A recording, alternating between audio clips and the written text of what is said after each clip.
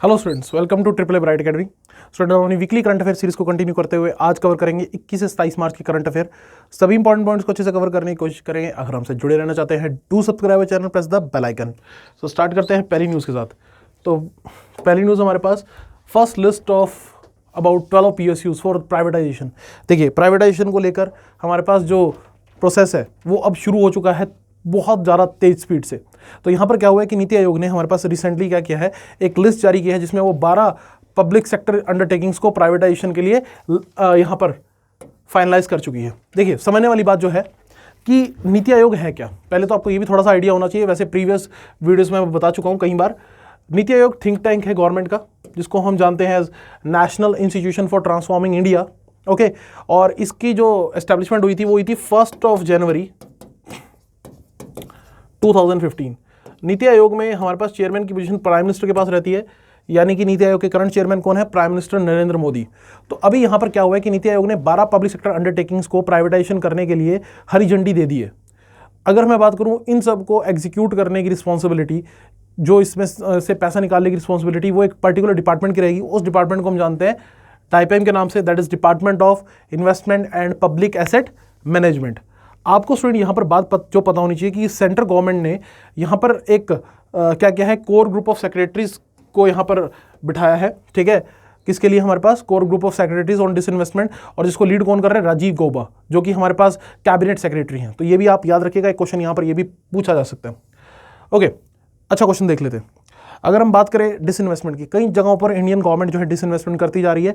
अभी एक बड़ी न्यूज़ क्या आई थी कि टाटा कम्युनिकेशन लिमिटेड में, याद रखिएगा बच्चों, टाटा कम्युनिकेशन लिमिटेड नाम से एक एंटिटी है, TCL नाम से। इसमें गवर्नमेंट के जितने भी शेयर हैं, गवर्नमेंट वो सारे शेयर्स बेचने जा रही है, डिसइन्वेस्ट करने जा रही है। तो जो टाटा कम्युनिकेशन लिमिटेड है, ये हमारे पास पुणे में इसका हेडक्वार्टर है, वहाँ से ऑपरेट करती है। और इसको शुरू से टाटा कम्युनिकेशन लिमिटेड के नाम से नहीं जाना जाता था। अब मेरा क्वेश्चन आप लोगों से है कि TCL का ओल्ड नेम बताइए। हाँ जी, TCL को पहले किस नाम से जाना जाता था? जल्दी से, बड़ा इंटरेस्टिंग क्वेश्चन है। अगर किसी को पता है जल्दी से कमेंट सेक्शन में कमेंट कीजिए। TCL प्रीवियसली नोन एज,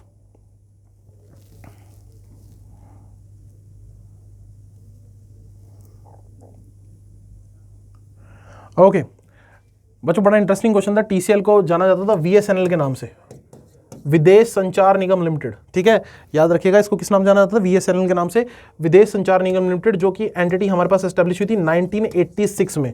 बाद में गवर्नमेंट ने इससे क्या किया? डिसइन्वेस्टमेंट 1986 में ये हमारे पास एस्टेब्लिश हुई और गवर्नमेंट इसमें से लगातार डिसइन्वेस्टमेंट करती रही। बाद में टाटा ग्रुप ने इसको खरीद लिया, जिसको आज आप टाटा कम्युनिकेशन लिमिटेड के नाम से जानते हैं। इसका हेडक्वार्टर हमारे पास पुणे में है। चलिए जी, आगे चलते हैं हमारे पास। Okay, Defense Ministry received interim dividend from the DPSU MDL. So what is DPSU? That is Defense Public Sector Undertaking MDL. अब ये MDL क्या है? मैजागांव डॉक शिपयार्ड्स लिमिटेड। ओके, तो ये हमारे पास एक डॉकयार्ड है। डॉकयार्ड का मतलब यहाँ पर शिप्स वगैरह बनाया जाता है या सबमरीन्स वगैरह को बनाया जाता है। तो इसने जो प्रॉफिट कमाया है उसमें हमारे पास गवर्नमेंट को हिस्सा दिया गया है 95.56 करोड़ का, और ये हिस्सा हमारे पास राजनाथ सिंह को चेक के रूप में सौंपा गया। और यहाँ पर एक और चीज़ मैं बता दूं कि डिफेंस पब्लिक सेक्टर अंडरटेकिंग में एक और कंपनी है BEL, भारत इलेक्ट्रॉनिक लिमिटेड। इसने बहुत अच्छा खासा मुनाफा कमाया है और गवर्नमेंट को 174 करोड़ रुपए इंटरिम डिविडेंड के रूप में दिया है। देखिए, बड़ी इंटरेस्टिंग बात स्टूडेंट जो हमें यहाँ पे पता चली कि जो सरकारी कंपनियां होती हैं उसमें गवर्नमेंट ने जो पैसा लगाया हुआ है, उनमें से कुछ कंपनीज जो ऐसी हैं जो प्रॉफिट कमाती हैं और वो प्रॉफिट जो है गवर्नमेंट को मिलता है। तो यानी कि हर बार हमारे पास क्या है कि ऐसा नहीं कि गवर्नमेंट कंपनीज गवर्नमेंट को नुकसान ही पहुंचा रही हैं। बहुत बार ऐसा होगा कि वो गवर्नमेंट को प्रॉफिट कमा के देंगी। एक बात याद रखिएगा, BEL एक बड़ी कंपनी है, भारत में PSU है, और इसके करंट जो चीफ मैनेजिंग डायरेक्टर वो कौन है? MV गौतमा। याद रखिएगा, बेल के करंट चीफ मैनेजिंग डायरेक्टर कौन है? MV गौतमा। ठीक है, और बेल का जो हेडक्वार्टर है वो बेंगलुरु में है। ठीक है, ये भी आप याद रखिएगा, बेल का हेडक्वार्टर BEL, इसका हेडक्वार्टर आपको कहाँ देखने को मिलेगा? बेंगलुरु में। और इसने रिसेंटली आकाश मिसाइल डेवलपमेंट प्रोग्राम में क्या किया था? पार्टिसिपेट किया था। आकाश मिसाइल जो हमारी फेमस मिसाइल है, उसको बनाने में बेल का एक अहम योगदान है, ये भी आप याद रखेंगे। चलिए, मैं वापस आ जाता हूँ MDL की तरफ, Mazagon dock shipyard ship builders limited की तरफ। तो इसने रिसेंटली एक बहुत ही इंपॉर्टेंट सबमरीन बनाकर इंडियन गवर्नमेंट को हैंडओवर की थी, INS कलवेरी, कुछ टाइम पहले। ये INS कलवेरी की अगर मैं बात करूँ, INS कलवेरी जो है याद रखिएगा कलवेरी का मतलब ये मलयालम वर्ड है जिसका मतलब होता है हमारे पास शार्क, ठीक है, टाइगर शार्क मलयालम वर्ड है जिसका मतलब होता है टाइगर शार्क। अब मेरा क्वेश्चन आप लोगों से ये है बच्चों कि आईएनएस कलवेरी की एक सबमरीन है, लेकिन कौन सी क्लास सबमरीन है? जल्दी से कमेंट सेक्शन में कमेंट करके बताइए INS Kalvari which class of submarine. INS Kalvari ये कौन सी क्लास की सबमरीन है हमारे पास?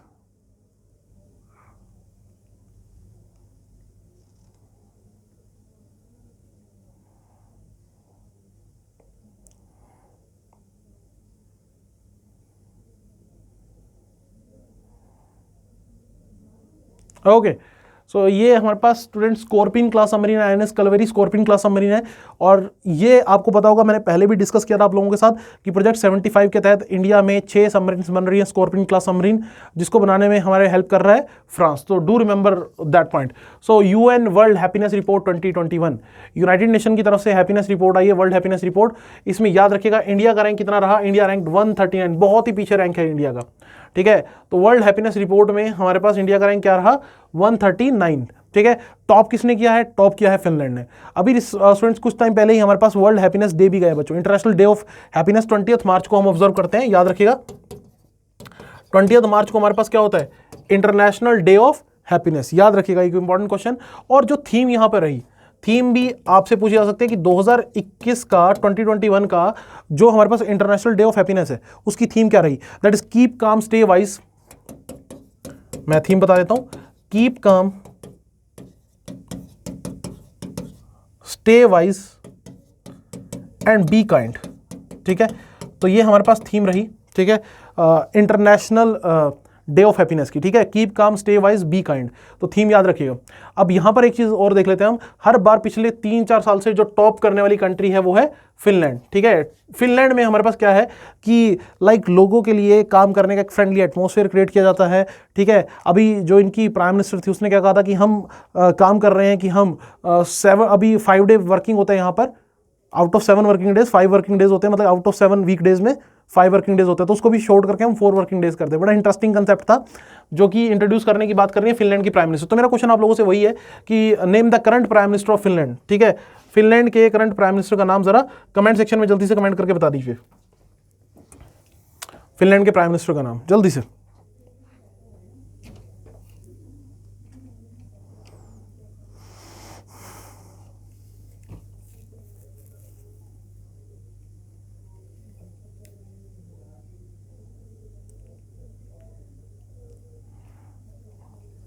ओके सिंपल सा क्वेश्चन था स्टूडेंट्स, सना मारिन, ठीक है, Sanna Marin current prime minister of Finland, ठीक है। और याद रखिएगा she is the youngest female state leader, जी हाँ, youngest female state leader in the whole world, ठीक है। चलिए जी नेक्स्ट हमारे पास Amitabh Bachchan honoured with FIAF award, तो international film federation of film archives, ठीक है, ये फ्रेंच हमारे पास अवार्ड में से एक है। तो अमिताभ बच्चन को एक फ्रेंच अवार्ड से ऑनर किया गया है, ठीक है, in the year 2021, FIAF award 2021। तो पहली बार ऐसा हुआ है कि किसी इंडियन को ये अवार्ड मिला, first Indian to receive this award. तो अमिताभ बच्चन पहले ही कहीं कीर्तिमान स्थापित कर चुके हैं, ठीक है, एक आइकन है इंडियन फिल्म इंडस्ट्री में। चलिए जब हम बात करते हैं स्टूडेंट अमिताभ बच्चन की, तो इनके फेम को पूरी दुनिया जानती है, इसीलिए WHO ने इनको गुडविल एम्बेसडर अपॉइंट किया था। याद रखिएगा किसी भी एग्जाम में क्वेश्चन पूछा जा सकता है, WHO ने इनको गुडविल एम्बेसडर अपॉइंट किया था फॉर द हेपेटाइटिस प्रोग्राम, ठीक है। हेपेटाइटिस प्रोग्राम है, हेपेटाइटिस को जो एलिमिनेट करने का प्रोग्राम है भारत से, उसके लिए जो एम्बेसडर अपॉइंट किया गया है वो किसको अपॉइंट किया गया है? TITS, सॉरी, हेपेटाइटिस, वो किसको अपॉइंट किया गया? अमिताभ बच्चन को। चलिए अब मेरा क्वेश्चन आप लोगों से ये है कि अभी रिसेंटली एक और एजेंसी ने, एक और ऑर्गेनाइजेशन ने अमिताभ बच्चन को कस्टमर अवेयरनेस प्रोग्राम के लिए एनरोल किया था। Name that particular organisation, which organisation enrolled Amitabh Bachchan for the customer awareness programme, जल्दी से, फॉर कस्टमर अवेयरनेस कैंपेन, जल्दी से कमेंट सेक्शन में कमेंट करके बताइए।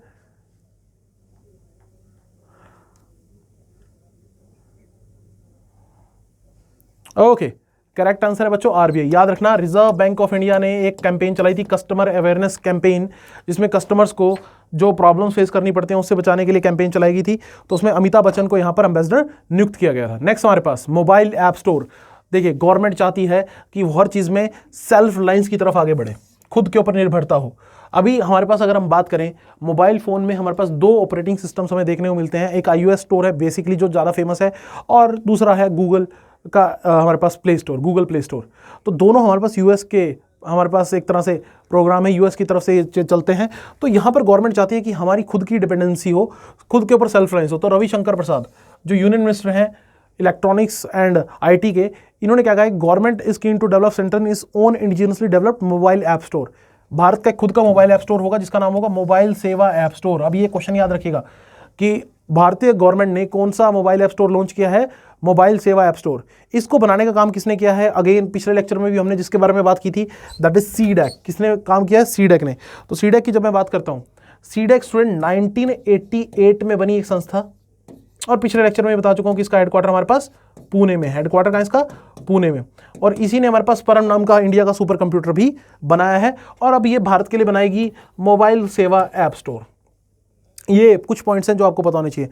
अच्छा एक बात और बच्चों, अगर मैं बात कर रहा हूँ यहाँ पे ऐप्स की और ऐप स्टोर्स की, तो एक चीज़ भूलना नहीं है कि गवर्नमेंट ने अभी कुछ टाइम पहले चाइनीज़ ऐप को बैन किया था, और उन ऐप्स को बैन करने के लिए गवर्नमेंट ने कौन सा हमारे पास एक्ट यूज़ किया था, section 69A of IT act, information technology act. याद रखिएगा, ये क्वेश्चन आपसे किसी भी एग्जाम में पूछा जा सकता है कि हमारे पास गवर्नमेंट ने जो चाइनीज़ ऐप है उनको बैन करने के लिए कौन सा एक्ट यूज़ किया था। तो section 69A of the information technology act, इसके थ्रू, इस एक्ट का यूज़ करके गवर्नमेंट ने चाइनीज़ ऐप को बैन कर दिया था। हाँ जी, क्लियर। तो ये क्वेश्चन आपने याद रखने हैं एग्जाम पॉइंट ऑफ व्यू से। चलिए जी आगे चलते हैं। Supply of Milan 2T ATGMS to Indian Army. So what is ATGMS? That is anti-tank guided missiles. तो इंडियन आर्मी को मिलने जा रही हैं मिलन 2T anti tank guided missiles, और इसके लिए डिफेंस, मिनिस्ट्री ऑफ डिफेंस ने एग्रीमेंट साइन किया है BDL के साथ। ये BDL क्या है, that is Bharat dynamics limited. ये एक और गवर्नमेंट कंपनी है। जैसे अभी हमने थोड़ी देर पहले बेल की बात की थी, अगर मैं इसरो की बात करूं, DRDO की बात करूं, तो BDL भी हमारे पास एक गवर्नमेंट ओरिएंटेड कंपनी है। इसमें गवर्नमेंट के शेयर आपको अच्छे खासे देखने को मिल जाएंगे। 1970 में, 1970 में BDL की अगर मैं बात करूं, तो ये एंटिटी जो है हमारे पास भारत डायनेमिक्स लिमिटेड, ये कब एस्टेब्लिश हुई थी, 1970 में। और अभी अगर मैं बात करूं, इसके करंट जो MD हैं वो है Siddharth Mishra.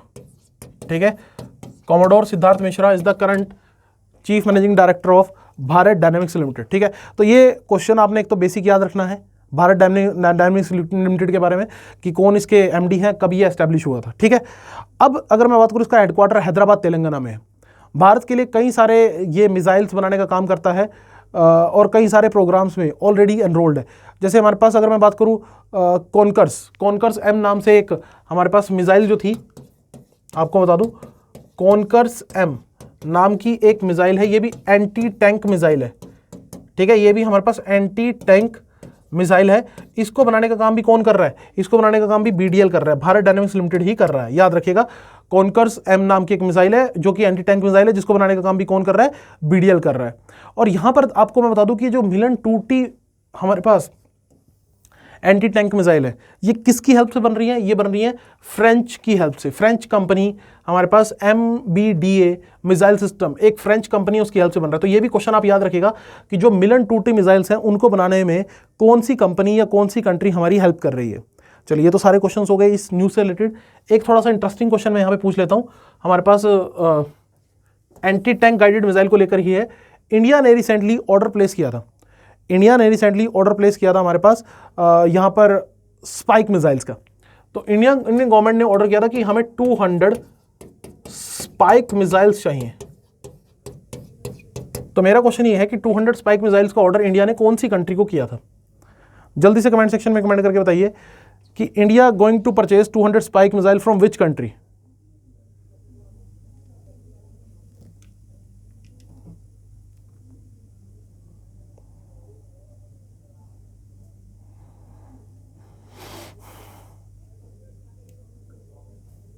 Okay, correct answer है बच्चों इजराइल। करेक्ट आंसर है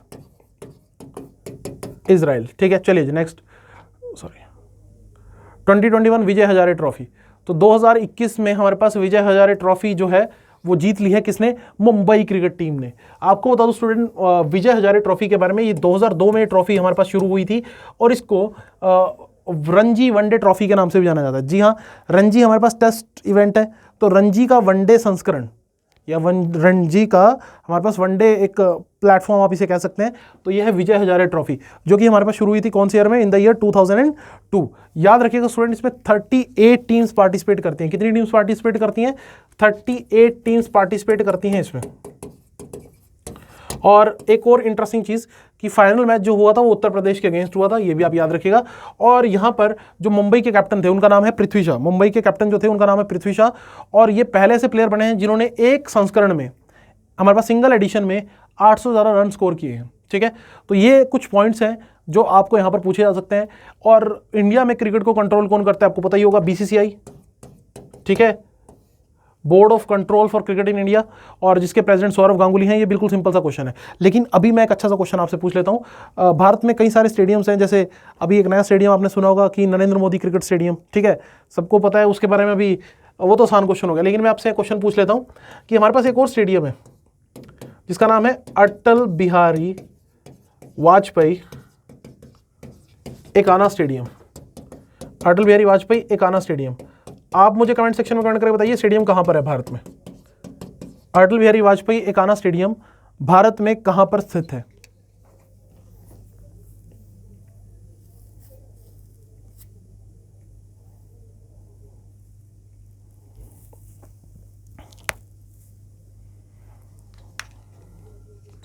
ओके बच्चों, ये भारत में स्थित है लखनऊ में। याद रखिएगा ये कहां पर स्थित है? लखनऊ में। ठीक है, लखनऊ यानी उत्तर प्रदेश। तो अटल बिहारी वाजपेयी एकाना स्टेडियम आपको देखने को मिलेगा लखनऊ उत्तर प्रदेश में। ठीक है, नेक्स्ट हमारे पास military directs ultimate military strength index. सो यहां पर एक हमारे पास अल्टीमेट मिलिट्री स्ट्रेंथ इंडेक्स आया है। ठीक है, और इसमें आपने याद रखना है कि स्ट्रॉन्गेस्ट मिलिट्री फोर्सेस के बारे में बात की गई। टॉप किसने किया है? चाइना ने टॉप किया हमारे पास, चाइना ने। और इंडिया का रैंक इसमें रहा है 4th। इंडिया का रैंक रहा है इसमें 4th। ठीक है, 4th रैंक इंडिया का रहा विद 61 पॉइंट्स। तो अगर मैं बात करूं स्पेंडिंग के मामले में, खर्चे के मामले में, तो खर्चे के मामले में आपने याद रखना है कि इंडिया जो है वो बहुत बड़े लेवल पे खर्चा करता है। हर साल लगभग 71 billion dollar, 71 billion dollar India खर्च करता है। लेकिन ये यूएसए के कंपैरिजन में 10% भी नहीं है। देखिए यूएसए कितना खर्च करता है? 732 बिलियन। चाइना ने भी अपना डिफेंस एक्सपेंडिचर बहुत तेजी से बढ़ाया है।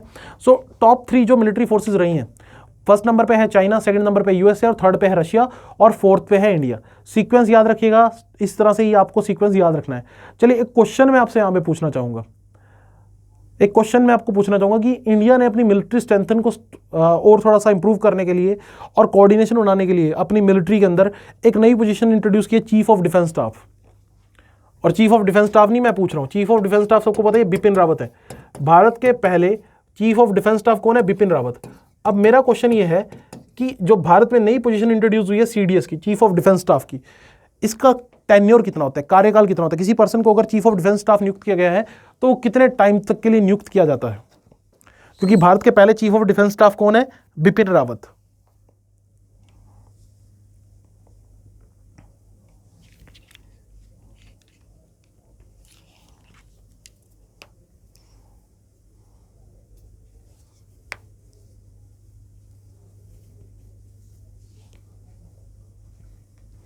ओके सो याद रखना बच्चों, 3 ईयर्स इनका जो टेन्योर होता है, 3 ईयर और 65 year of age, whichever is earlier. 3 years और 65 year of age, whichever is earlier, जो भी पहले खत्म हो जाए। ठीक है, नेक्स्ट हमारे पास anti terrorism exercise, Pabbi anti terror.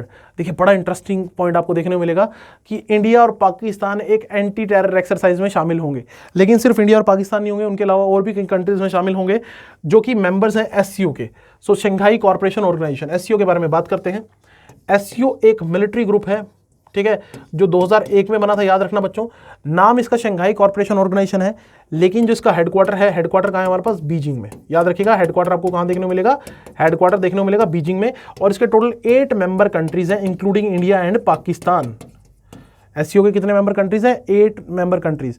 तो देखो बच्चों, इन्होंने हमारे पास अपनी 36 मीटिंग में एक स्ट्रक्चर बनाया था जिसको बोलते हैं रैट्स के नाम से, रीजनल एंटी टेररिस्ट स्ट्रक्चर।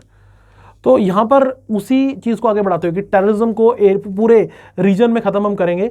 तो ऑल दो पाकिस्तान के होते वो तो ख़त्म होना थोड़ा मुश्किल है, जब तक पाकिस्तान रीजन में, वो टेररिज्म को ख़त्म कैसे होने देगा। चलो खैर वो एक अलग बात है। तो यहाँ पर क्या है कि रैट्स नाम का एक स्ट्रक्चर है, याद रखिएगा। तो रैट्स का जो स्ट्रक्चर है that is regional anti terror structure. इसका संबंध भारत के विश्व के किस संस्थान के साथ है? तो विश्व के एससीओ संस्थान के साथ इसका संबंध आपको डायरेक्ट दिखाई देगा। मेरा क्वेश्चन अब आप लोगों से ये है कि हमारे पास एससीओ की हर साल एक मीटिंग होती है। 2020 की जो मीटिंग है, जो 2020 की मीटिंग थी, समिट था बेसिकली, 2020 का समिट रशिया ने चेयर किया था, रशिया ने होल्ड किया था। 2021 का समिट, एससीओ का 2021 का समिट कौन सी कंट्री होस्ट करेगी? जल्दी से कमेंट सेक्शन में कमेंट करके बताइए, which country going to host 2021 SCO summit 2021 का?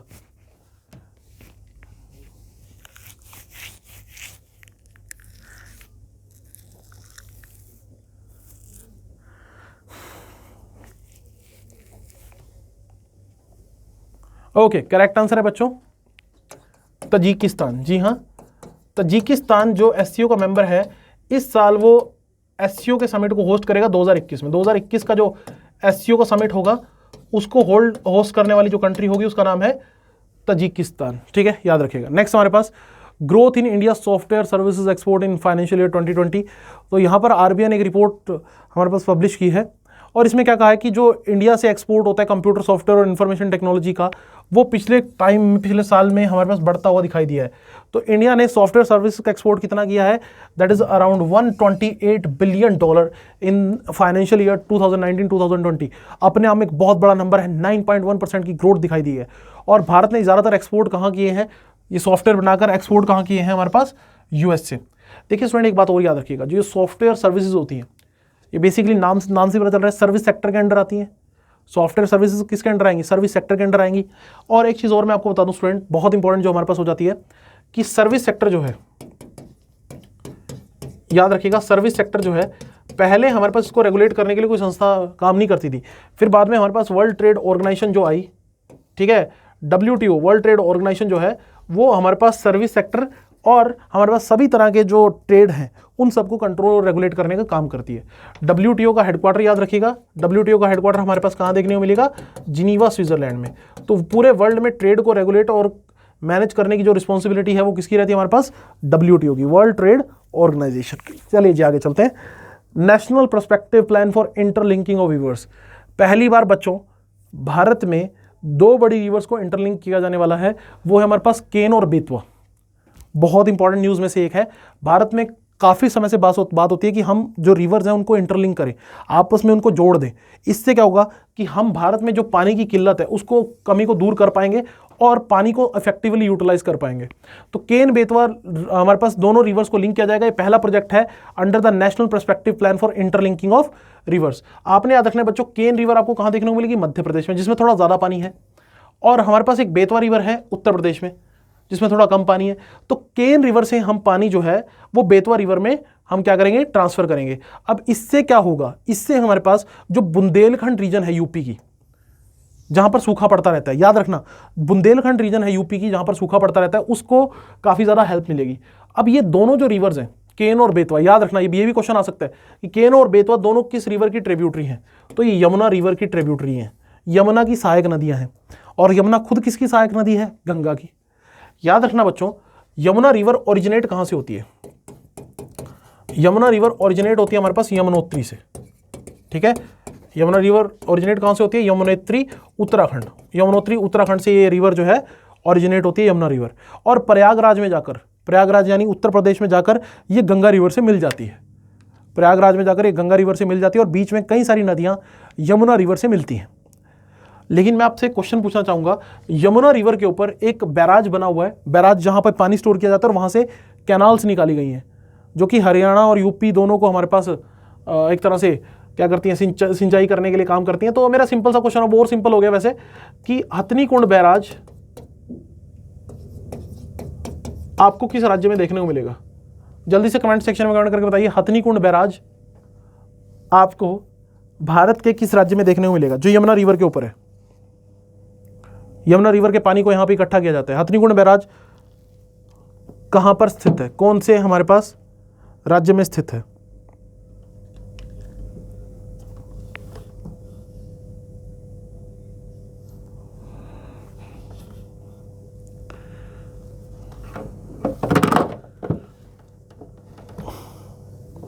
ओके, करेक्ट आंसर सिंपल सा स्टूडेंट, ये यमुनानगर हरियाणा में आपको देखने को मिलेगा हथनीकुंड बैराज, और यहाँ से ईस्टर्न यमुना लिंक कैनाल और वेस्टर्न यमुना लिंक कैनाल जो है, दो कैनाल्स निकलती हैं और जो इन एरियाज को के लिए सिंचाई के लिए काम करती हैं। ठीक है, चलिए आगे चलते हैं हमारे पास नेक्स्ट न्यूज़ की तरफ। Ethanol production promotion policy.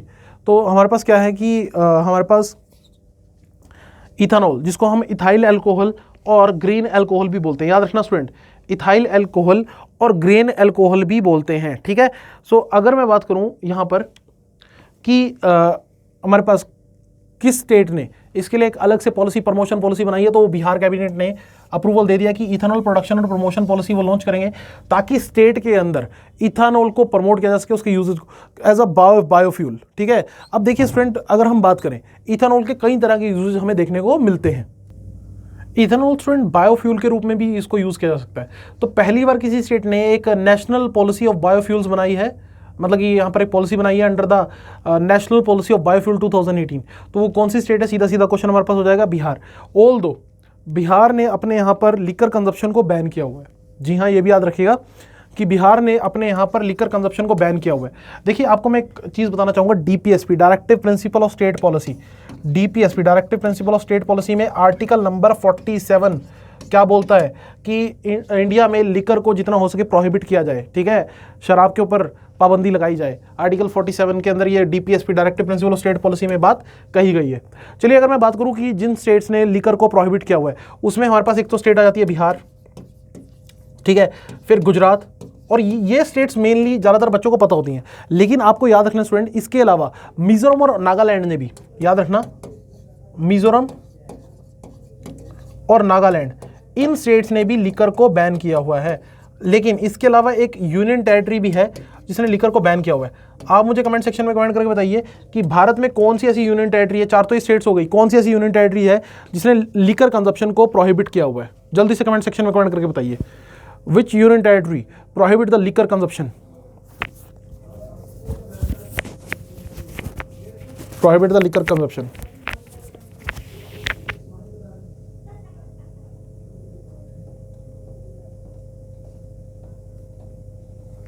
Okay, correct answer याद रखना स्टूडेंट, लक्षद्वीप। ठीक है, लक्षद्वीप में भी हमारे पास लिकर कंजप्शन बैन है। तो यहां पर ये पता होना चाहिए आपको कौन सा आर्टिकल यूज हो रहा है, आर्टिकल नंबर 47। ये क्वेश्चन मैं ऑलरेडी पहले भी पूछ चुका हूं। ठीक है, चलिए जी, नेक्स्ट हमारे पास गांधी पीस प्राइज 2020। तो हमारे पास आपको मैं बता दूं कि गांधी जी, जिनको महात्मा के नाम से जाना जाता है, याद रखना महात्मा टाइटल उन्हें किसने दिया था? रविंद्रनाथ टैगोर ने। गांधी जी को महात्मा टाइटल किसने दिया था? रविंद्रनाथ टैगोर ने। तो उनके नाम पर एक अवार्ड देती है central government, that is Gandhi peace prize. ठीक है, और यहाँ पर ये अवार्ड 2019 और 20 के लिए दिया गया है। 19 के लिए मिला है सुल्तान कबूस बिन अल सैद को, याद रखिएगा, सुल्तान कबूस बिन अल सैद को, और 2020 के लिए मिला है बंगबंधु शेख मुजीबुर रहमान को फॉर द ईयर 2020। अभी प्रधानमंत्री जी की विजिट भी हुई थी हमारे पास, कहाँ पर? बांग्लादेश में। बहुत टाइम बाद उन्होंने कोई कंट्री विजिट की, और आपको बता दूं कि खुद उन्होंने जाकर ये अवार्ड जो है वो जो हमारे पास शेख मुजीबुर रहमान की फैमिली है उनको प्रेजेंट किया। तो शेख मुजीबुर रहमान को मैंने पहले भी बताया कि बंगबंधु और father of the nation of Bangladesh के रूप में जाना जाता है। ठीक है, तो ये भी एक बहुत इंपॉर्टेंट क्वेश्चन है। और इस अवार्ड में 1 करोड़ रुपया स्टूडेंट आपको देखने को मिलता है। कैश कितना कैश प्राइज इसमें देखने को मिलता है? That is of ₹1 crore. Okay, मेरा क्वेश्चन स्टूडेंट अब आप लोगों से है कि हमने कतर की बात की, तो कतर के बारे में आपको पता होना चाहिए कि एक छोटी सी कंट्री है, लेकिन ऑयल हमारे पास नेचुरल गैस से बहुत ज़्यादा रिच है।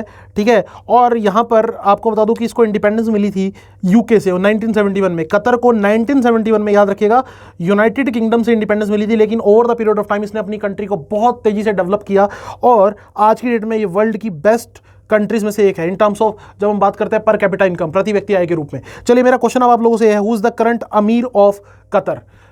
आप जल्दी से कमेंट सेक्शन में कमेंट करके बताइए, who is the current emir of Qatar? मतलब कतर के ये एक तरह से हेड माने जाते हैं। So right now, who is the current emir of Qatar? Qatar football world cup भी होस्ट करने जा रहा है, हम पिछले लेक्चर्स में बात ऑलरेडी कर चुके हैं। जल्दी से आप कमेंट सेक्शन में मुझे कमेंट करके बताइए।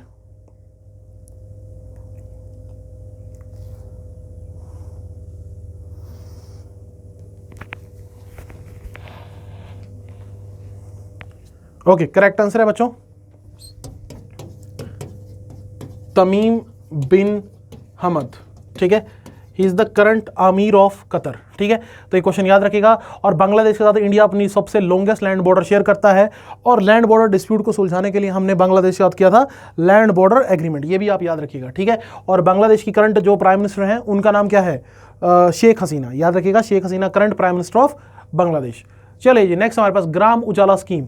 तो देखिए स्टूडेंट, हमारे यहाँ इंडिया में एक ग्राम उजाला स्कीम जो है उसको लॉन्च किया गया है, ठीक है।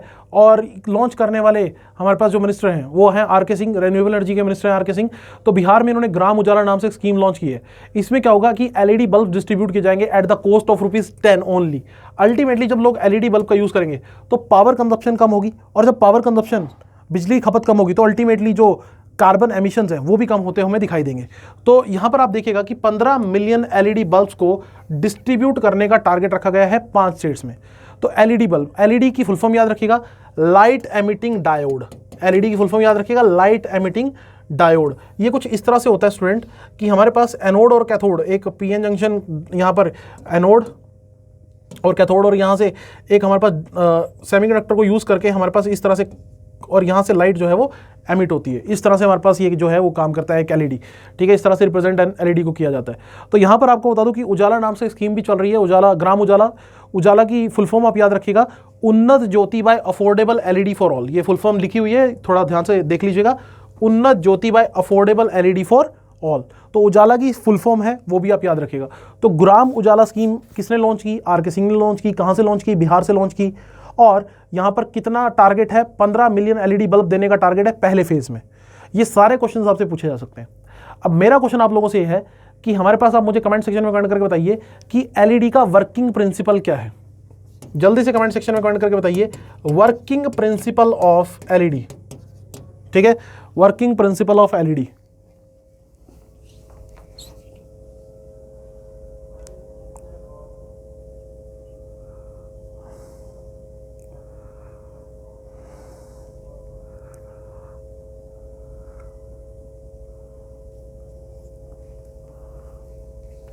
ओके, याद रखिएगा बच्चों, इलेक्ट्रोल्यूमिनेसेंस, ठीक है।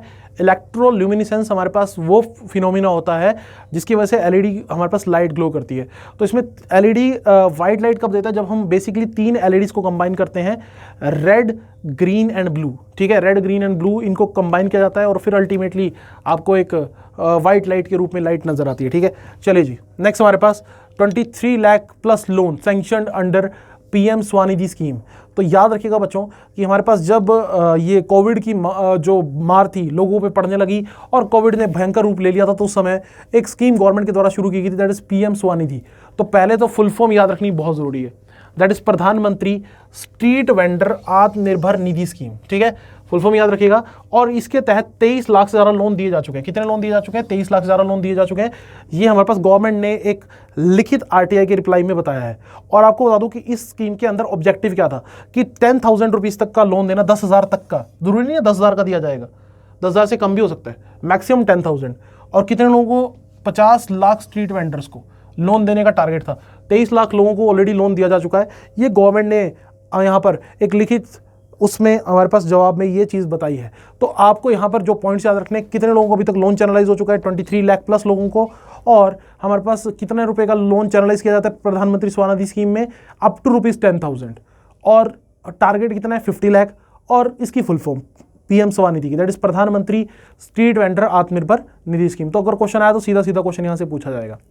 नेक्स्ट हमारे पास ओके, इंपॉर्टेंट न्यूज़ में से कि यहाँ से क्वेश्चन आपको अगले आने वाले सभी एग्जाम्स में मिल सकता है। 67 नेशनल फिल्म अवार्ड्स अनाउंस किए गए हैं। तो ये जो नेशनल फिल्म अवार्ड्स होते हैं बच्चों, ये हर एग्जाम के लिए इंपॉर्टेंट रहते हैं, जो भी गवर्नमेंट एग्जाम हमारे पास आने वाले टाइम में देखने को मिलेंगे। तो मोस्ट फिल्म फ्रेंडली स्टेट का अवार्ड मिला है सिक्किम को।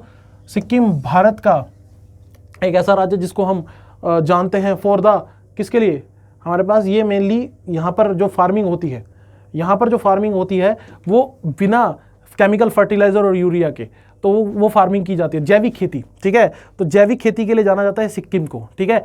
चलिए जी, अगर मैं बात करूं, अब इसको सिक्किम को कहा गया है कि most friendly state for film industry. Next हमारे पास बेस्ट फीचर फिल्म, तो Marakkar the lion of Arabian sea, ये एक मलयालम मूवी है, याद रखिएगा। और उसके बाद बेस्ट एक्टर का अवार्ड 2 लोगों को मिला है, मनोज बाजपेयी और धनुष को, यहाँ याद रखिएगा मनोज बाजपेयी और धनुष को। बेस्ट एक्ट्रेस का अवार्ड कंगना रनावत को मिला है। और यहाँ पर एक बड़ा इंटरेस्टिंग पॉइंट आपको बता दूं, बेस्ट हिंदी फिल्म छिछोरे को डिक्लेयर किया गया है। ये जो अवार्ड है ये बेस्ट इंडियन सिनेमा 2019 के लिए दिए गए हैं, ये भी आपको बता दूं, क्योंकि 2020 में आपको बड़े लेवल पे कोई मूवीज ज़्यादा देखने को नहीं मिली, तो 2019 से सब्जेक्टेड ये जो अवार्ड हैं वो दिए गए हैं। भारत में स्टूडेंट कई सारे इंस्टीट्यूट हैं जहाँ पर जाकर आप फिल्म इंडस्ट्री के लिए तैयार हो सकते हैं। आप वहाँ पर डायरेक्टर का कोर्स कर सकते हैं, एक्टर का कोर्स कर सकते हैं, कई सारे कोर्स कर सकते हैं। लेकिन गवर्नमेंट की तरफ से जो सबसे इंटरेस्टिंग इंस्टीट्यूट है वो है film and television institute of India, FTII, जो कि कहाँ है, पुणे में। ये गवर्नमेंट का सबसे प्रीमियर इंस्टीट्यूट माना जाता है फिल्म इंडस्ट्री को लेकर, film and television institute of India.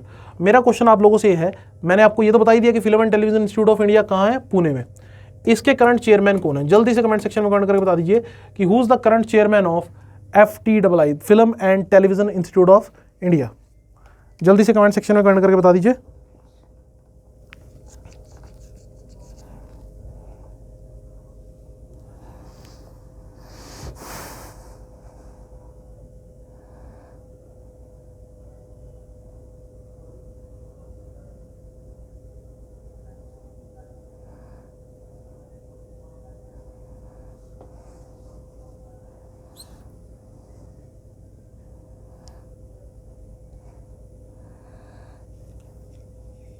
Okay, इसका करेक्ट आंसर है स्टूडेंट शेखर कपूर। जी हाँ, याद रखिएगा, who is the current chairman, Shekhar Kapoor.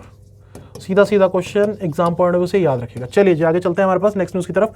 Champion state for one धन विकास योजना। तो हमारे पास चैंपियन स्टेट फॉर वन धन विकास योजना, ये किसको डिक्लेयर किया गया है, हमारे पास मणिपुर को। देखिए वन धन विकास योजना, पहले तो आप ये समझिए, ये हमारे पास जो स्कीम है इसमें बेसिकली हमने क्या करना है, जो ट्राइबल पीपल हैं उनकी हेल्प करने के लिए सेल्फ हेल्प ग्रुप बनाए जाएंगे। जो ट्राइबल लोग हैं वो अपने प्रोडक्ट को प्रॉपरली बेच पाएँ, उनकी हेल्प की जा सके। तो ट्राइबल लोगों के लिए, शेड्यूल्ड ट्राइब के लिए स्कीम चलाई गई थी वन धन विकास योजना। पहले तो आपने ये याद रखना है किस स्टेट ने इसको प्रॉपरली अच्छे से इंप्लीमेंट किया है और उसके लिए उसको अवार्ड मिला है, वो है Manipur. Manipur into the champion state for the scheme. ठीक है, वन धन विकास योजना कब शुरू की गई थी, वन धन योजना 2019 में। और इस यहाँ पर मणिपुर ने क्या किया है कि 100 वन धन विकास केंद्र बनाए हैं, किसके लिए, हमारे पास generally for the people of scheduled tribes. तो यहाँ पर देखिएगा कि इस स्टेट ने इंप्लीमेंट इसको अच्छे से किया है, तो इसके लिए उसको चैंपियन स्टेट डिक्लेयर किया गया है। अगर मैं बात करूँ who is the current chief minister of Manipur, N Biren Singh. याद रखिएगा N बीरेन सिंह यहाँ पर क्या है, चीफ मिनिस्टर हैं। और नजमा हेपतुल्ला, गवर्नर की अगर मैं बात करूं, गवर्नर कौन है, नजमा हेपतुल्ला। नजमा हेपतुल्ला यहाँ पर गवर्नर के रूप में काम कर रही हैं। अगर हम बात करें यहाँ पर बोलने के लिए क्या कहा जाता है कि मणिपुर के लोग मणिपुर लैंग्वेज बोलते हैं, लेकिन मणिपुरी लैंग्वेज तो हम बोलते हैं कि ये मणिपुरी लैंग्वेज है। मणिपुरी लैंग्वेज को मणिपुर में किस अल्टरनेट नाम से जाना जाता है। मेरा क्वेश्चन आप लोगों से है कि ऑप्शन में हो सकता है कि आपसे पूछ लिया जाए कि मणिपुर की लैंग्वेज कौन सी है, और ऑप्शन में मणिपुर ना देखने को मिले, उसका अल्टरनेट नेम देखने को मिले। तो मणिपुर को लोकलाइट पीपल किस नाम से जानते हैं, जल्दी से कमेंट सेक्शन में कमेंट करके बता दीजिए।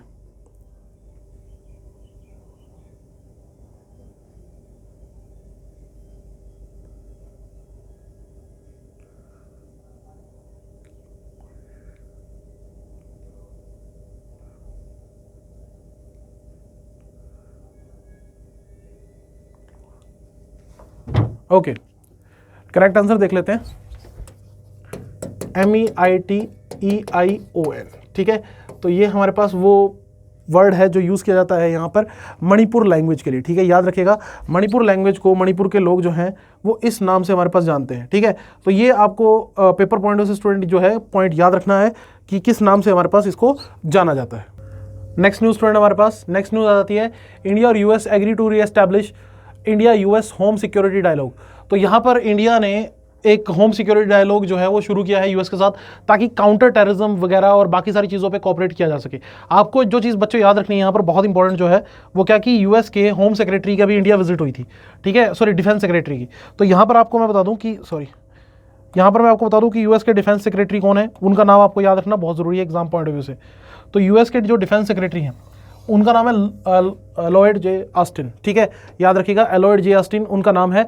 अभी उनकी विजिट हुई थी और इंडिया ने एक एग्रीमेंट साइन किया है जिससे इंडिया एस्टैब्लिश करेगा India US home security dialogue. देखिए कई सारे एग्रीमेंट्स पे पहले भी साइन हो चुका है इंडिया और यूएस के बीच में। उसमें एक बहुत इंपॉर्टेंट है कोमकासा, ये आप याद रखिएगा, इसको लेकर कई एग्जाम से आपसे क्वेश्चन पूछा जा सकता है। कोमकासा क्या है? Communication compatibility and security agreement. जी हाँ, याद रखिएगा, communication compatibility and security agreement. इसके थ्रू क्या है कि एक कम्युनिकेशन सेटअप है जिसको यूज करती है मिलिट्री। तो इंडिया और यूएस के बीच में इस चीज़ को लेकर एग्रीमेंट ऑलरेडी हो चुका है।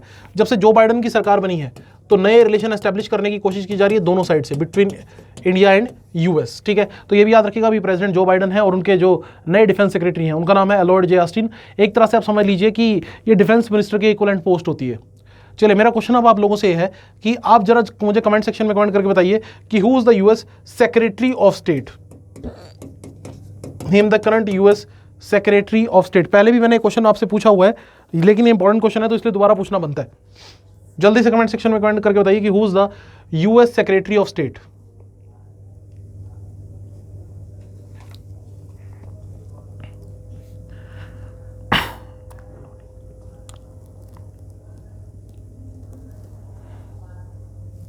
ओके, करेक्ट आंसर है स्टूडेंट एंटोनी जे ब्लिंकन। जी हाँ, याद रखिएगा, करेक्ट आंसर है एंटोनी जे ब्लिंकन। ठीक है, नाम याद रखिएगा एग्जाम पॉइंट से। चलिए जी, नेक्स्ट न्यूज़ की तरफ आगे बढ़ते हैं। नेक्स्ट न्यूज़ है इंटरनेशनल इंटेलेक्चुअल प्रॉपर्टी इंडेक्स 2021। हमारे पास एक रिपोर्ट आई है इंटेलेक्चुअल प्रॉपर्टी को लेकर, और उसमें इंडिया का रैंक रहा है 40th, ऑल्दो काफ़ी पीछे है अगर हम बाकी कंट्री से कंपैरिजन करें, बड़ी कंट्री से। तो ये रिपोर्ट जो है इसको आप देख लीजिएगा, international intellectual property index recovery through Ingenuity, that is 2021। ये किसने रिलीज किया है? US chamber of commerce global innovation policy centre, ठीक है, GIPC के द्वारा। इसमें फर्स्ट रैंक रहा है यूएसए का, सेकंड रैंक रहा है यूके का, और थर्ड रैंक रहा है जर्मनी का।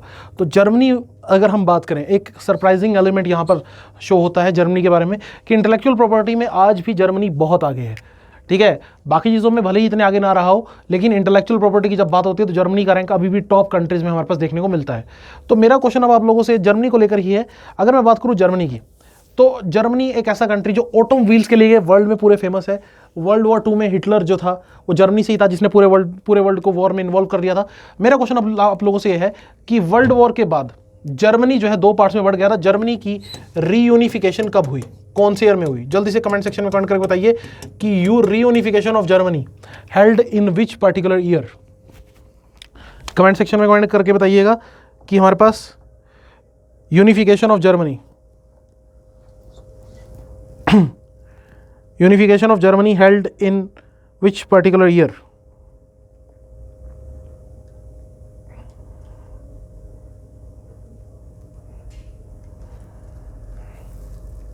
ओके, याद रखिएगा 3rd of October 1990। जी हाँ, याद रखिएगा कब हुई है? 3rd of October 1990 unification of Germany. ठीक है, और जर्मनी हमारे पास जो है वर्ल्ड वॉर के बाद बहुत अच्छे से उभरा और उसने अपनी इकोनॉमी को अच्छे से रिवाइव किया। ठीक है, एंजेला मार्कल यहाँ पर चांसलर रही, जिन्होंने काफ़ी टाइम से वो इस कंट्री को संभाल रही हैं और कंट्री को बहुत अच्छे से हैंडल किया है। ठीक है, नेक्स्ट हमारे पास government going to sell 15% stake in RVNL। देखिए, आप बार बार डिसइन्वेस्टमेंट की खबरें सुनते रहेंगे क्योंकि गवर्नमेंट का इस साल डिसइन्वेस्टमेंट का एक बड़ा अच्छा खासा टारगेट है, that is of ₹1.75 lakh crore. Starting में ही हमने न्यूज़ की आज की जो लेक्चर की शुरुआत है वो इसी टाइप की न्यूज़ से की थी। अब आप देख सकते हैं कि हमारे पास फिर से एक और एंटिटी रेल विकास निगम लिमिटेड, इसमें गवर्नमेंट अपने 15% शेयर जो है वो बेचने जा रही है। इससे लगभग गवर्नमेंट को 750 करोड़ रुपये मिलेंगे। अब देखिए, समझने वाली बात, जो क्वेश्चन बनता है कि कौन सी एंटिटी में गवर्नमेंट 15% स्टेक बेचने जा रही है, दैट इज रेल विकास प्राधिकरण, रेल विकास निगम लिमिटेड, और कितना टारगेट, कितना लक्ष्य गवर्नमेंट ने रखा है फॉर द फाइनेंशियल ईयर 2021-2022, 2021 से 2022 तक के लिए ये गवर्नमेंट ने लक्ष्य स्थापित किया है कि उसने इतनी डिसइन्वेस्टमेंट करनी है। इसके बारे में बजट में हमारे पास प्रॉपरली अनाउंस किया गया था बाय निर्मला सीतारमन। तो ये अपने आप में एक अच्छा क्वेश्चन हमारे पास यहाँ पे बन जाता है। रेल की बात करूँ मैं, इंडियन रेलवेज़ की बात करूँ, तो याद रखिएगा इंडियन रेलवेज़ को मैनेज करने के लिए रेलवे बोर्ड हमारे पास काम करता है, और रेलवे बोर्ड के चेयरमैन कौन है? सुनीत शर्मा। जी हाँ, याद रखिएगा रेलवे बोर्ड के चेयरमैन कौन है? सुनीत शर्मा। चलिए जी, नेक्स्ट न्यूज़ की तरफ आगे बढ़ते हैं। एशियाज लार्जेस्ट टुलिप गार्डन वो कश्मीर में हमारे पास ओपन हो चुका है। तो देखिए स्टूडेंट, टुलिप गार्डन, एशिया का लार्जेस्ट टुलिप गार्डन आपको कहाँ देखने को मिलेगा? श्रीनगर में, डल लेक के पास आपको ये देखने को मिलेगा। ठीक है, और इंदिरा गांधी के नाम पर इस हमारे पास टुलिप गार्डन का नाम रखा गया। So basically it's known to be Indira Gandhi tulip garden. Okay, और ये कहाँ पर आपको देखने को मिलेगा? In the union territory of Jammu and Kashmir. अब आपको पता ही होगा कि जम्मू कश्मीर एक यूनियन टेरिटरी है। आर्टिकल 370 को यहाँ पर रिवोक कर दिया गया था, ठीक है। आर्टिकल 370 यहाँ से खत्म करके हमारे पास जम्मू कश्मीर को यूनियन टेरिटरी जो है वो डिक्लेयर कर दिया गया था, ठीक है। ये क्वेश्चन हम ऑलरेडी डिस्कस कर चुके हैं। तो यहाँ पर अगर हम बात करें तो डल लेक के पास, और यहाँ पर हिल्स का नाम याद रखिएगा, on the lap of Zabarwan hills. तो जबरवन हिल्स आपको कौन से यूनियन टेरिटरी में देखने को मिलेंगे? इन the union territory of Jammu and Kashmir. अच्छा बच्चों, ये तो बात हुई टुलिप की। अगर कभी पेपर में क्वेश्चन आ गया तो एक बात और याद रखिएगा कि अगर कभी क्वेश्चन आ गया name the orchid state of India, तो अरुणाचल प्रदेश को ऑर्चिड स्टेट के रूप में जाना जाता है। याद रखना, Arunachal Pradesh is known as orchid state of India. ये भी एक इंपॉर्टेंट क्वेश्चन हमारे पास हो जाता है। चलिए, कश्मीर की मैं बात करूं तो कश्मीर एक चीज के लिए और बहुत फेमस है, वो है केसर। जी हाँ, कश्मीर केसर के लिए फेमस है। भारत में केसर की प्रोडक्शन आपको कश्मीर में देखने को मिलेगी।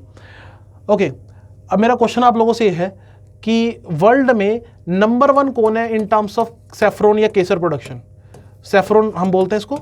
तो in terms of saffron production number 1 country in the world, ठीक है, number 1 country in the world in terms of saffron production.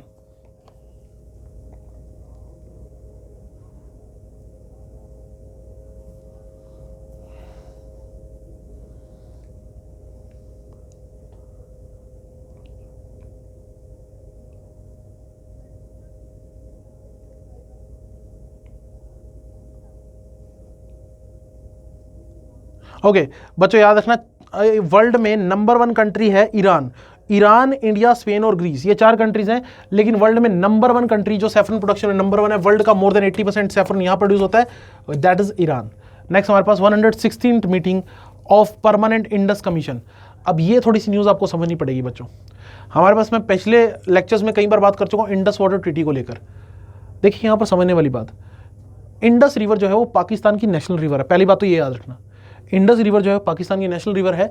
और इंडस रिवर अकेली रिवर नहीं है, उसके साथ 5 और नदियां हैं जो उसके अंदर ट्रिब्यूटरी का काम करती हैं। तो हमारे पास 5 रिवर कोर कौन सी है और इंडस के साथ जो मिलती हैं? देखिए, इंडस, चेनाब, झेलम, रावी, ब्यास, सतलज।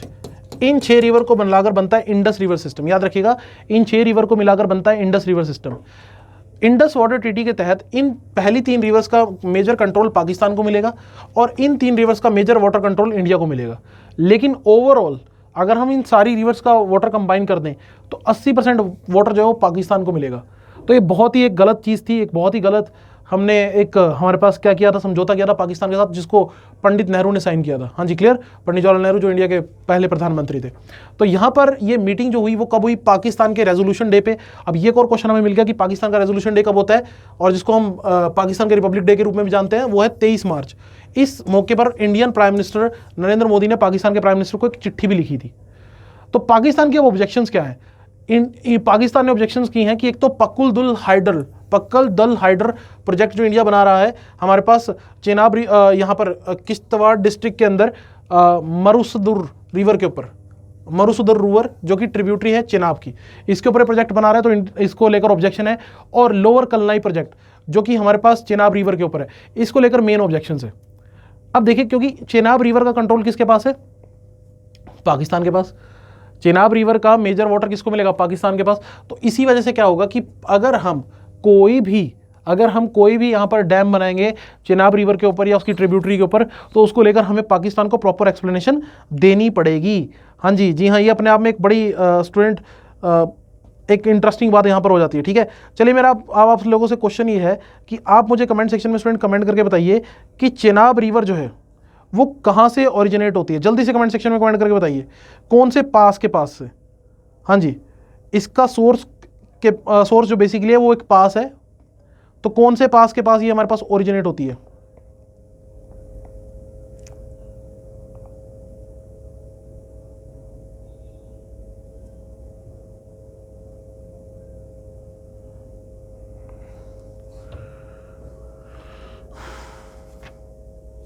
ओके, याद रखिएगा स्टूडेंट, बारालाचा पास,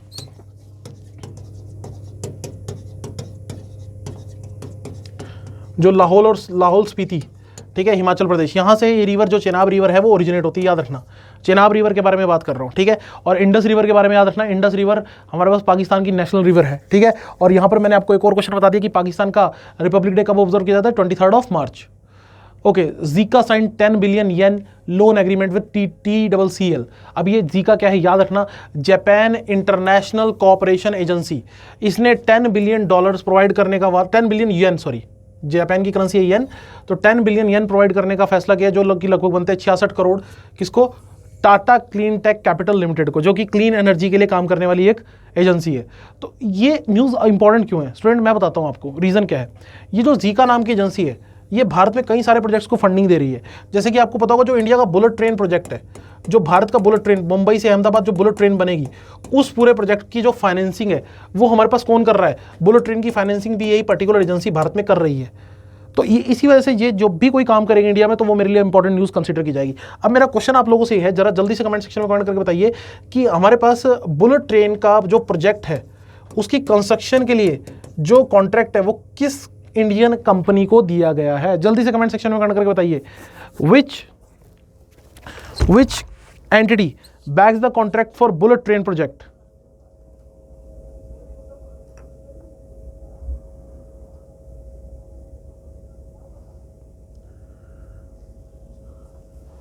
ओके, करेक्ट आंसर है बच्चों L&T। जी हाँ, याद रखिएगा L&T, मुंबई से अहमदाबाद हमारे पास जो बुलेट ट्रेन प्रोजेक्ट बन रहा है, लार्सन एंड ट्यूब्रो को हमारे पास कॉन्ट्रैक्ट मिल चुका है इस प्रोजेक्ट के लिए। तो L&T के लिए भी अपने आप में एक नया काम होगा, क्योंकि L&T ने इससे पहले कभी बुलेट ट्रेन प्रोजेक्ट के लिए काम नहीं किया।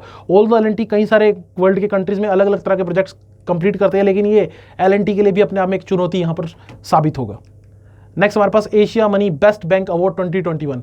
तो HDFC बैंक, जो कि 1994 से देश के लिए काम कर रहा है, ठीक है, इसका हेडक्वार्टर मुंबई में है, हाउसिंग डेवलपमेंट फाइनेंस कॉर्पोरेशन, इसको हमारे पास बेस्ट बैंक डिक्लेयर किया है for small and medium enterprises, ठीक है, small SME, small and medium enterprises. किसने? Asia money best bank award 2021 में, ठीक है। तो आप देखिएगा कि MSME को, micro small and medium enterprises को अच्छे से लोन देने के लिए HDFC आगे आया और उसने बढ़ चढ़कर MSME को लोन दिया। तो इसी वजह से उसको ये हमारे पास रैंकिंग मिली है। अगर मैं HDFC की बात करूं, HDFC के करंट जो MD हैं वो है शशिधर जगदीशन। इसके करंट हेड कौन है? शशिधर जगदीशन। और मैंने आपको पहले भी स्टूडेंट बताया है कि HDFC बैंक जो है वो DSIP की कैटेगरी में आता है। इसको लेकर पेपर में भी क्वेश्चन आया था रिसेंटली जो एग्जाम्स हुए हैं। DSIP का मतलब होता है domestically systematically important bank. DSIP के बारे में याद रखना, domestically systematically important bank, DSIP हमारे पास, ठीक है।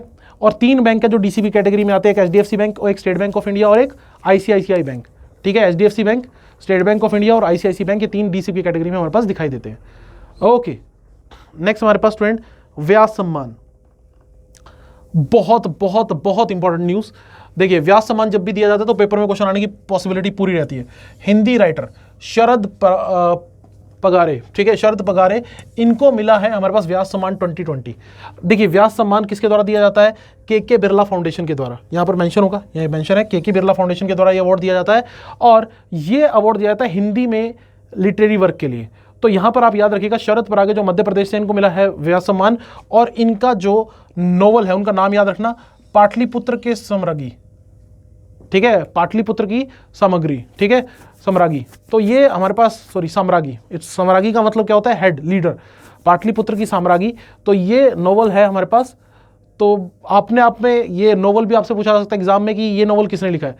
एक और स्टूडेंट मैं बताना चाहूंगा, KK बिरला फाउंडेशन की तरफ से 2 अवार्ड दिए जाते हैं जो बहुत इंपॉर्टेंट है। एक है हमारे पास व्यास सम्मान और दूसरा है सरस्वती सम्मान। जी हाँ, याद रखिएगा, व्यास सम्मान और दूसरा जाता है सरस्वती सम्मान। सरस्वती सम्मान के बारे में बता दूं, ये दिया जाता है in the 22 official languages, in the any of the 22 official languages. उसमें आप किसी भी लैंग्वेज में काम करें तो आपको सरस्वती सम्मान दिया जाएगा, जो भारत का सबसे प्रेस्टिजियस लिटरेरी अवार्ड्स हमारे पास कंसिडर किया जाता है। तो यहाँ पर ये बात आप याद रखिएगा कि इस बार का व्यास सम्मान किसको मिला है। और ये भी याद रखिएगा, ये अवार्ड किसकी तरफ से दिया जाता है? By the KK Birla foundation, ठीक है, KK बिरला फाउंडेशन। नेक्स्ट हमारे पास स्टूडेंट एक और अवार्ड की बात, महाराष्ट्र भूषण अवार्ड। तो यहाँ पर आप याद रखिएगा, जो सिंगर हैं आशा भोसले, ठीक है, सिंगर हैं जो आशा भोसले, उनको हमारे पास दिया गया है, चीफ मिनिस्टर उद्धव ठाकरे ने यहाँ पे कमेटी को चेयर करते हुए अवार्ड दिया है महाराष्ट्र भूषण अवार्ड। याद रखिएगा, महाराष्ट्र भूषण अवार्ड। तो फॉर द ईयर 2020 किसको मिला? आशा भोसले, आउटस्टैंडिंग सिंगर हैं। कैश प्राइज दिया गया है यहाँ पे 10 लाख। अब मेरा क्वेश्चन बच्चों आप लोगों से ये है कि जब मैं बात करता हूँ महाराष्ट्र की, तो यहाँ पर जो रूलिंग कोalition है वो है महाराष्ट्र विकास आघाड़ी। डेप्यूटी सीएम तो नाम आपको पता ही चल गया। डेप्यूटी सीएम कौन है? अजीत पवार। डेप्यूटी सीएम कौन है? अजीत पवार। मेरा क्वेश्चन आप लोगों से है, यहां पर महाराष्ट्र में लोकसभा की कितनी सीट्स हैं? महाराष्ट्र से लोकसभा की कितनी सीट्स आपको देखने को मिलेंगी? जल्दी से कमेंट सेक्शन में कमेंट करके बताइए, लोकसभा की कितनी सीट्स आपको देखने को मिलेंगी?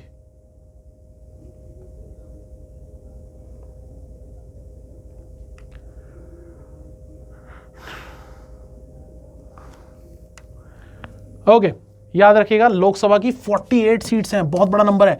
लोकसभा की 48 सीट्स महाराष्ट्र से देखने को मिलेंगी और राज्यसभा की 19 सीट महाराष्ट्र से आपको देखने को मिलेंगी। Okay, last news for the day student, India's first government run veterinary ambulance network. तो पहली बार एक पूरा एम्बुलेंस का, एक वेटनरी एम्बुलेंस का एक नेटवर्क एस्टेब्लिश करने वाला जो राज्य बना है वो बना है आंध्र प्रदेश।